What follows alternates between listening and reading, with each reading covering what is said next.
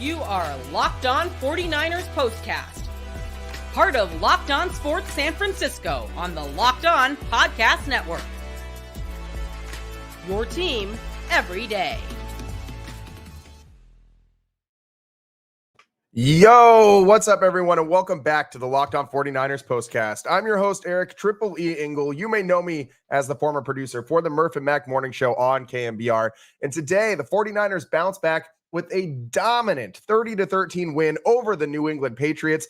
And the home cooking, man. Nothing fixes bad losing streaks like coming back home, and that did it for the Niners. And it was the defense that really set the tone in this one after a couple not great games by that unit. Forced 2 fumbles today and a Fred Warner pick 6. Big time response from a defense that looked questionable in the last couple of weeks, but it was against the Patriots, who are the worst offense in the NFL. So we'll see how that actually, shakes out as this season rolls on. And Brock Purdy was excellent today, especially with his legs and improvisation on third down and with the deep ball too. We'll break it all down. But first, I want to thank all of you for watching us on the Locked On Sports San Francisco YouTube channel. Please, please, please, if you aren't already subscribed, hit that subscribe button right now. Thanks also for listening on the Locked On 49ers podcast feed, making us your first listen following these 49ers games. And make sure to check out the Locked On 49ers daily show for your second listen and for more in-depth coverage. Brian Peacock does a great job. Today's episode is brought to you by Gametime.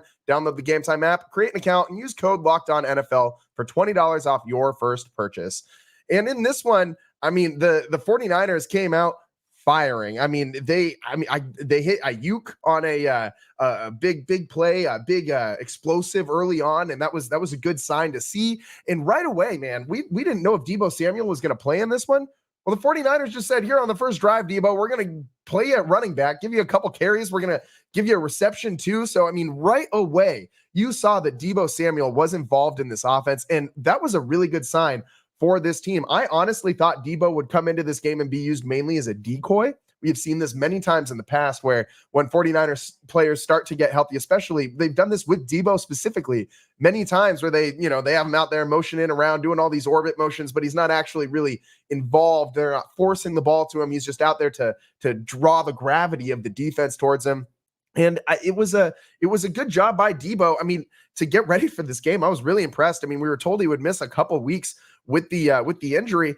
But as you guys know, the best athletes tend to heal a little faster. Deebo Samuel getting back out on the field and helping this team to a win.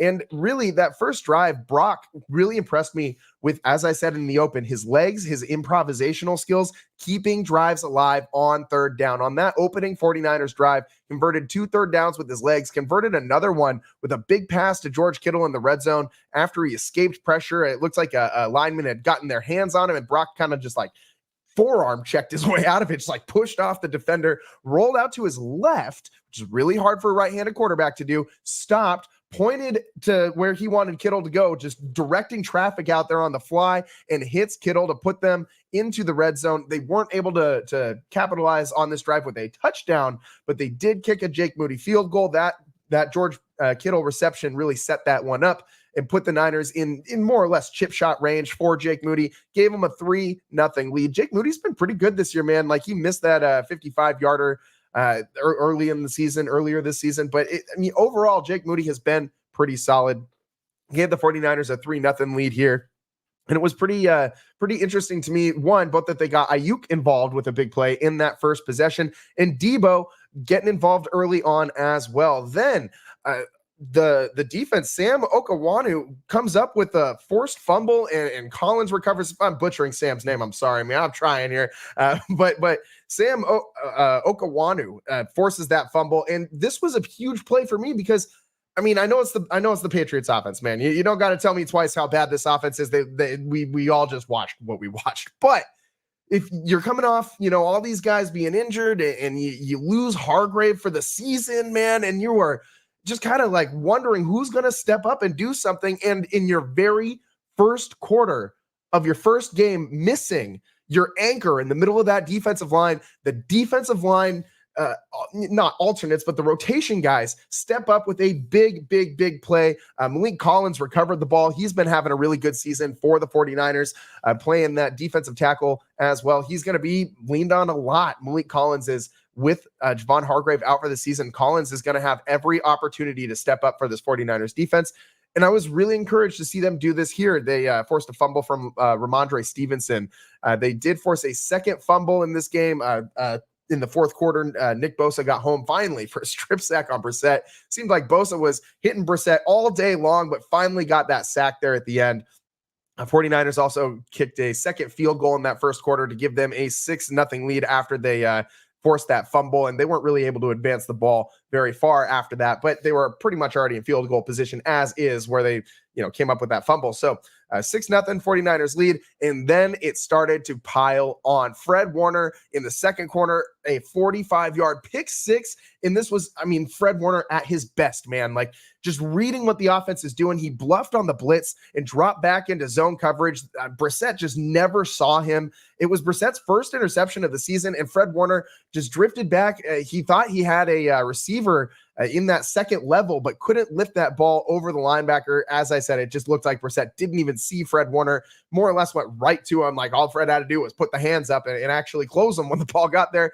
And it's all pro Fred, man. Did you really think he wasn't going to capitalize on this play, make it a touchdown? They almost ruled him down. They reviewed it and stuff, but Fred Warner with the extra effort right at the very end of that play to get into the end zone for a 49ers defensive touchdown. I love those defensive touchdowns, man, especially when you got the 49ers in fantasy. That's always a good day. It's always a smart move to pick the 49ers defense in fantasy. You know what I mean? So we're winning all over the place today if you're my fantasy team or if you're the 49ers. And the very next Patriots drive, they got the ball all the way down to the 49ers 20 and stopped on third down, but they went to go for it on 4th and 1. And Fred Warner, back-to-back possessions, ends the Patriots' drives. The first one with that pick six, and here they go for it on 4th and 1, and Fred Warner stuffs Ramondre Stevenson. A host of 49ers join in after he makes first contact, but it forces a turnover on downs, and who else but Fred Warner at the point of attack on this defense, man? You can tell that this 49ers defense came today to play not just for the win, but for their pride, man. Like, the way that this defense was hunting Jacoby Brissett, nonstop, relentless pressure all day long, really, really helped the 49ers pass defense out. Felt like those receivers couldn't get downfield at all. Yes, I do know that the Patriots wide receivers are a bunch of random guys that are not household names at all. Demario Douglas, just all sorts, you have so many random guys on this Patriots team. They actually have JaMycal Hasty on this team too. He got into the game for a couple snaps. The former 49ers running back who, Larry Krueger, former KMBR guy and big YouTuber now. Larry used to love JaMycal Hasty. He used to walk around the KMBR hallways talking about how this guy was going to be the next greatest running back for the 49ers and was going to be just an all-pro perennially. I love Larry, but sometimes he's got some funny takes on some of those fringe players. He's right a lot, He was a good scout for a little while in the NFL. Like, Larry's got a good eye for that. But I never got the JaMycal Hasty hype personally. But he's on the Patriots. Got in here for a couple snaps. Former 49er. It was not the JaMycal Hasty revenge game, as obviously the 49ers ended up winning this one, and it wasn't super. It was a dominant win, but there was a lot of things that could have been shored up. The penalties and key critical moments, again, not super ideal for the 49ers. It wasn't as bad as last week, but they did have more penalties than the Patriots. They had 6 for 43 yards, Patriots only 3 for 20. So you lose the penalty yardage battle, but you win the turnover battle. 49ers turned it over twice. Brock threw one really ill-advised interception in this one, man. I did not understand what Brock was looking at on this play. It was late in this one with the 27-13 lead, and the Niners were driving into Patriots territory. He lofted an ill-advised pass to the end zone. It was picked off by Jabril Peppers. He was trying to connect with Ayuk, but Ayuk was straight up double covered. Like, I don't really know why he threw this ball. Underthrew it a lot, and Jabril Peppers was right there to make the play. He had a decent pocket and time to throw. I think this might be the worst throw of the season for Brock Purdy. Luckily, he doesn't make too many of those bad throws. This was just a bad decision by Brock. He doesn't make too many of those. But the rest of the day, other than this one interception that Brock threw, this dude was just picked up right where he left off last week. This guy is, for all the knocks against him, people say he can't throw the ball downfield. People say He's only good because of all of his playmakers around him. He just does the dink and dump and lets the yards after reception go to work and things like that. The yak bros. That's not what I saw today, man. I saw Brock Purdy hitting Deebo Samuel down the middle for a 53-yard gain on, almost every single one of those yards came through the air. Deebo was tackled almost immediately after he came down with that one. So, Brock making a perfect throw to George Kittle in the end zone. Oh my God, that George Kittle touchdown. Kittle was triple covered, and Brock had to battle overthrowing him, because if he overthrew him even the slightest bit, that ball was going to go right out of bounds and not give George Kittle a chance to make that touchdown catch. If he underthrows it, it's a pick. Brock puts it in the perfect spot for Kittle to go up, and my God, what a play by George Kittle to actually go over those three defenders and come down with that football. What an athlete, just an absolute monster. This was right after Kittle was called for a hold on what would have been like a massive Jordan Mason touchdown run, and it was, a terrible holding call. George Kittle positioned his body perfectly between the defender and the ball carrier, and I don't really understand why that was called. That happens in every single football game. I thought a terrible call personally, and George Kittle, I think you'd agree with me based on how incensed he looked after that flag was thrown. He was not going to be denied on this play. This was right after that happened, and Kittle looked like a man possessed, like just the fire in his soul was just pouring out of his body as he was coming down with that ball. The celebration was, the way he flexed on him, man, everything about that play was just cool, man. Like, sometimes touchdowns are just really cool to watch. Some, they're not all created equally. Some are better than others. That was a really cool touchdown, man. If you didn't catch that play in real time, make sure you go look up the highlights. I've just absolutely mossed him. Going up over three defenders is crazy. And Jawan Jennings kind of picked up where he left off a little bit too. Not the same, production output that he had last week when Deebo was out, but Jawan Jennings, again, 88 yards receiving. He had a long of 45. You look at all these explosive plays through the air. Jawan Jennings, a long of 45. Deebo Samuel, a long of 53. Brandon Ayuk, a long of 38. Jordan Mason, a long of 24. Like, the 49ers were hitting explosives left and right. Jawan Jennings, 29.3 yards per catch on average. Like, that's nuts. Brandon Ayuk, 24 yards per average, yards per catch. That's nuts. The 49ers passing offense really showed out today.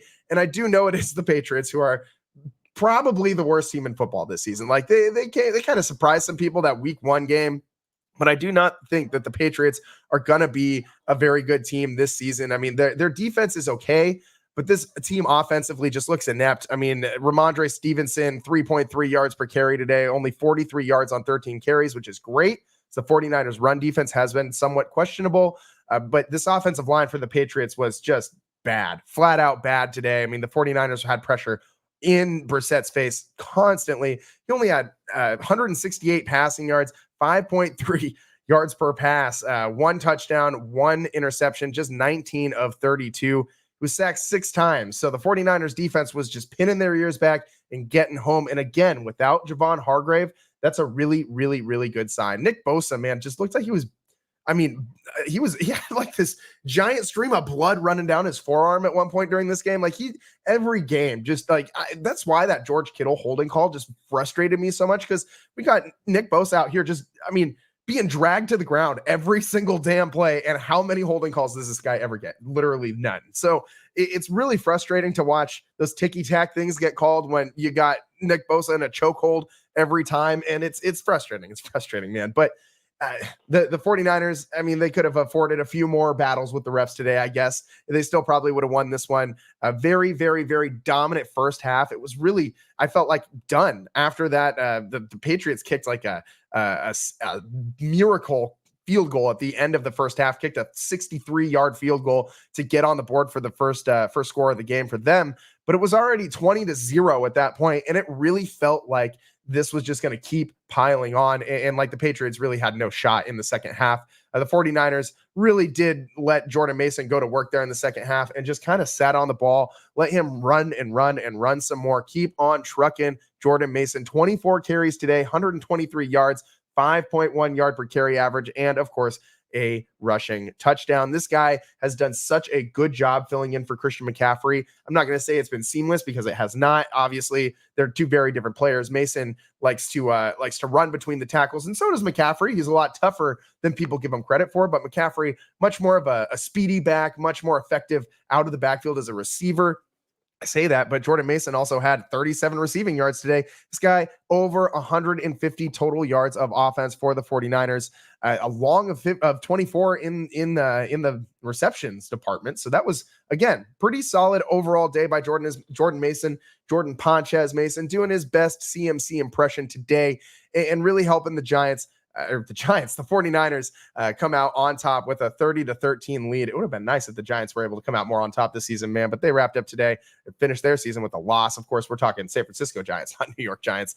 But the 49ers in the second half came out and fumbled the kickoff, man, and that just, I think, makes every single 49ers fan's heart just immediately drop, because there's just been so many issues with kicks and punts over the years. Like, they ended up putting Kyle Juszczyk back there to field some punts because, I mean, Juice has got some solid hands. We know this. He's not the fastest returner by any stretch of the imagination, but at least he's not going to muff the ball back there. So they got to figure that out, man. Like, special teams has been abysmal for the 49ers this season. That's a large part of why they lost that Rams game last week, is because they couldn't get it together on special teams. So that is something that does really concern me about this team going forward. I need this team to shore up the special teams. It has been an issue, it feels like, for years, man. Like, I mean, last year the kicking was an adventure, and the all the muffs that seem to just follow the 49ers around, the big returns that they gave up in certain key situations, just like they did last week against the Rams.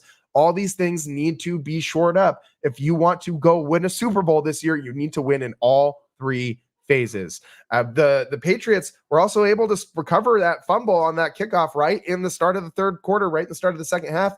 And Brissett capped off that drive with his one touchdown pass of the day to tight end Austin Hooper for 5 yards.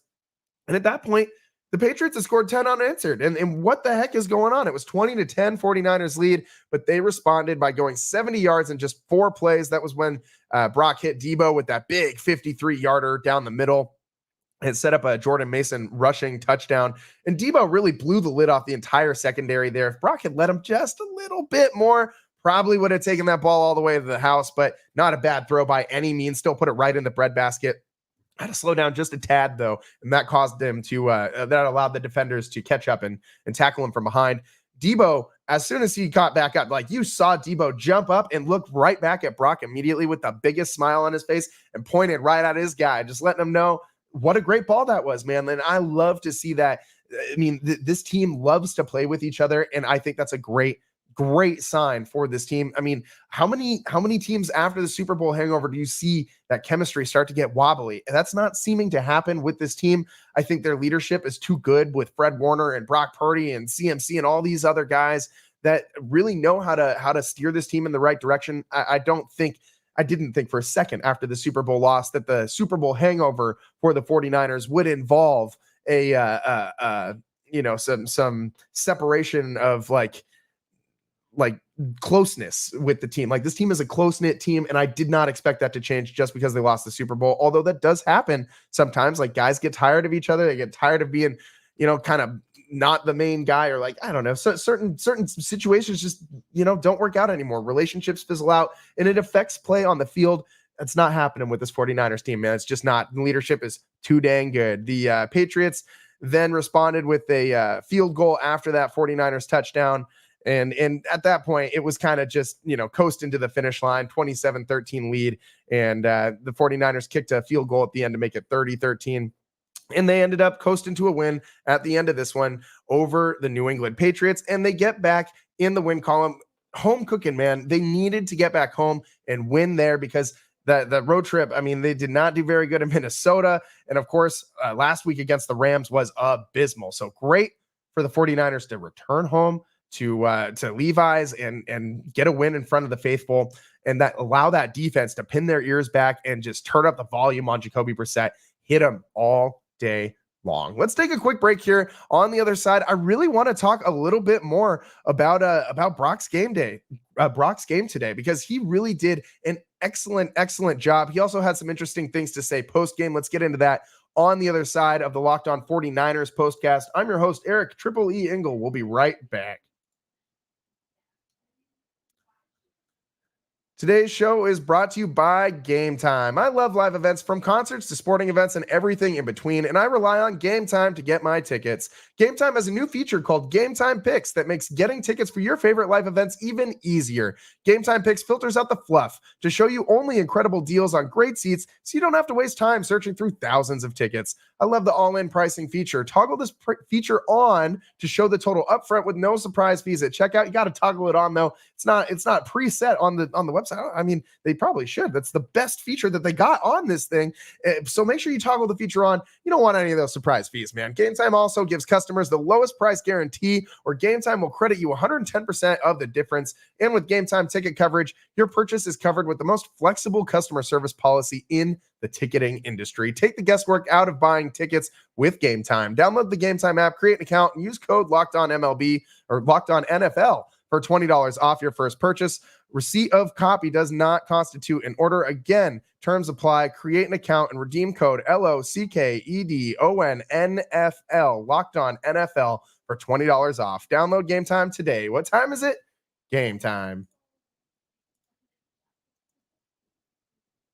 Welcome back to the Locked On 49ers postcast. I'm your host, Eric Triple E Engel. Today, 49ers 30-13 win over the Patriots. Just really had this one in the bag after that first half. And Brock Purdy the defense really led the way and set the tone, but Brock was excellent too. Brock capitalized on all these turnover opportunities in the first half. The 49ers 10 points off of turnovers, and they outgained the Patriots 270 yards to 76. 49ers ran 22 plays in opponent territory, and the Pats only 8 in the first half. It was really all wrapped up by the time that second quarter hit those zeros. But Brock Purdy, really solid game. I mean, not numbers wise, it's nothing to lose your mind over. He had 288 yards passing, a touchdown and a pick, a quarterback rating of 89.7.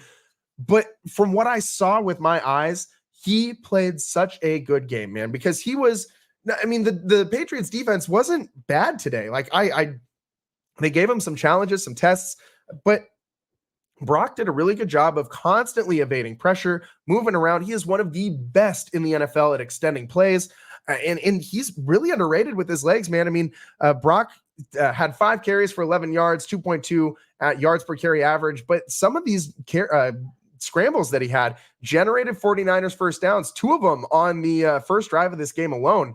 And I mean, all day long, Brock is so good at knowing exactly when to break the pocket and when it's time to sit back there, stand in the hole, and deliver the mail. And that's what we saw him do that on the deep throw to Debo on a few of those plays, but we also saw him, directing traffic on the run, pointing George Kittle where to go, and setting up scoring opportunities with his legs. And it's really a key part of what the 49ers do, because if you remember in the early days of Jimmy G, pre-knee injury Jimmy G, we're going to talk Jimmy G for a second here.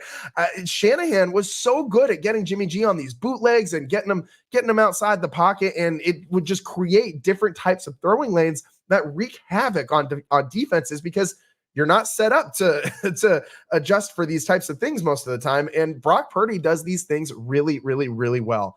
The off-schedule plays, the improvisation, he's excellent at all of these things. And in the way that he is so calm and cool and just more and more mature. This is his 3rd year in the NFL now, which is wild. It feels like this guy was just picked in the draft, Mr. Irrelevant, just a couple, feels like last week that happened. Brock Purdy has really grown and emerged into a leader, like a bona fide leader in this locker room. I mean, he is unflappable. You listen to his post-game comments too. And I mean, he's so level-headed, so even keel, and keeps perspective, such good perspective. The moment is never too big for him. He's coming off, the 49ers have just lost 2 in a row. He comes off a pretty decent game, dominant win. He could go out there all hyped up and juiced, but he's acting with the demeanor of a 10-year vet out there. He went on the post game. It was interviewed post game on the Fox broadcast, And he said that, the last couple games, they weren't really good at relying on each other, that it's a team sport at the end of the day, and that the 49ers as a whole can't lose sight of that. He also acknowledged that today's win was far from perfect, but they found a way to win based on relying on each other. And that's the core of this team. I mean, it's so great to see how this team can build on, the offense can score off the turnovers, and the run game sets up the pass game. This whole team is built to have success off of other parts of this team. And when parts of that, that whole cog, that whole system, there's one cog that's not spinning right, it clogs down the whole thing. It just brings the whole thing to a grinding halt, and it looks clunky like it did the last 2 weeks. But when all those cogs are turning, man, and all these different pieces of the 49ers team are all functioning together in harmony and unison, you get what you got today. A day where the 49ers offense is capitalizing on turnovers and scoring touchdowns, deep, big gain passes all day long, 100+ rushing yards for your running back again, Jordan Mason. Can't say enough about this guy. Don't got to get ready if you stay ready, Jordan Mason. And this guy knows how to stay ready. But Brock Purdy, man, was so good in this one and just so even keel. He finished up that post game by saying that they know they got to play with a chip on their shoulder, that nothing comes easy in the NFL, and that they've kind of got a target on their backs. He didn't say it in those specific words, but alluded to the fact that the 49ers are going to get teams' best shots every single week. I mean, it's the NFL. You're getting a team's best shot every week, no matter who you are, where you're playing. But they got to, he also said the 49ers have a standard. And you got to, as a man, you got to have a standard. As a football team, you got to have a standard. The 49ers have not lived up to that standard the last 2 weeks. Brock acknowledged that as well. And he said that they are very hard on themselves, and said that they got to come out with a chip on their shoulder and live up to the standard every single week. And man, oh man, for a guy to come out after a win like this, like a get right win, and still stay this locked in and keep this level of perspective, Brock Purdy is basically a 10, 15 year veteran in this league in a third year player's body with a third year player's contract. So the 49ers are going to have to pay this man a hell of a lot of money as soon as he becomes, ready for that new contract next year. But I think that this was one of his better games so far this season. Last game was surgical by Brock. It was a disappointment that the 49ers lost that one because he played exceptionally well. But today, another really good game that if you just looked at the box score, you might not get all of those nuances from what Brock really did in this one to help the 49ers win. Let's take a quick break here on the 49ers, Locked On 49ers postcast. We got one more quick news and notes little thing to get to on the other side, wrap up this show and put a bow on this on this 49ers game, man. What a good win for this team. Get back in the win column. We got some injury notes to keep an eye on going forward. Keep an eye out next week for both George Kittle and Fred Warner went down with injuries in today's game. So let's talk about that on the other side of the Locked On 49ers postcast. I'm your host, Eric Triple E Engel. We'll be right back. Today's show is sponsored by FanDuel. Hey, NFL fans, you can start the season with a big return on FanDuel, America's #1 sportsbook. So when you get a hunch in the middle of the game, you can check out the latest stats, view the live play-by-play, and so much more on the same page where you place your bets.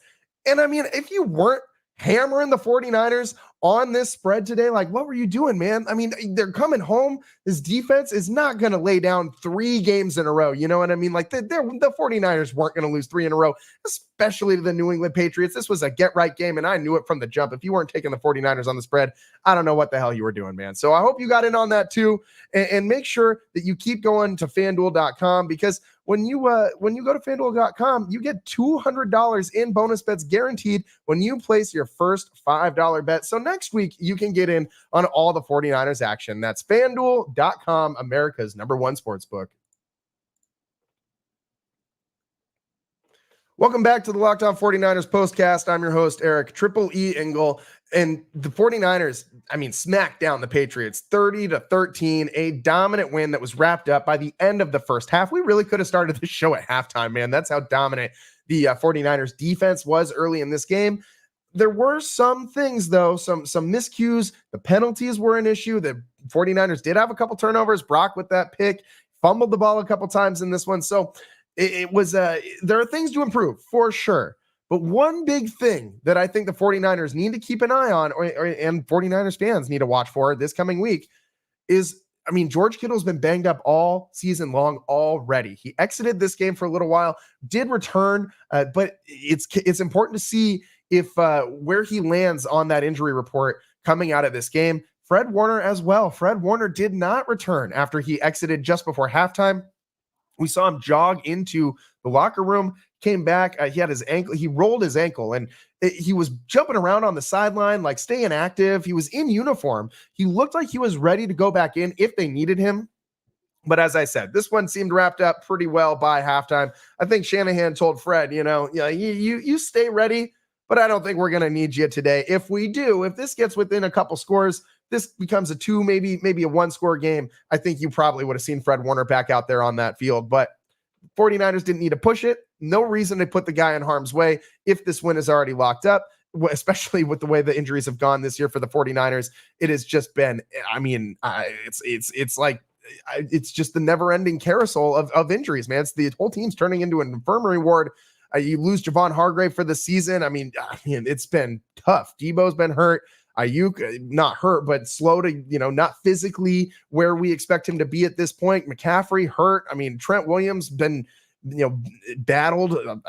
He's been banged up too. And it's been really tough, man. It's been really tough injury-wise for this team. Talanoa Hufanga missed today because of an ankle injury that he had in last week's game. So all these things to keep an eye on. But the number one thing you got to watch for is Fred Warner, because if this guy starts showing up on the injury report, that is bad news for the 49ers. This defense goes as Fred Warner goes. And I know that Nick Bosa's out over there, former defensive player of the year, but Fred Blanken Warner, all pro Fred, is the engine that drives this locomotive on the defense. Like, he is the heart and soul of this team. You need Fred Warner out there for this defense to play up to its potential, or quite frankly, be anywhere near its potential. So keep an eye on Fred Warner and the injury list this week, especially coming out of this game.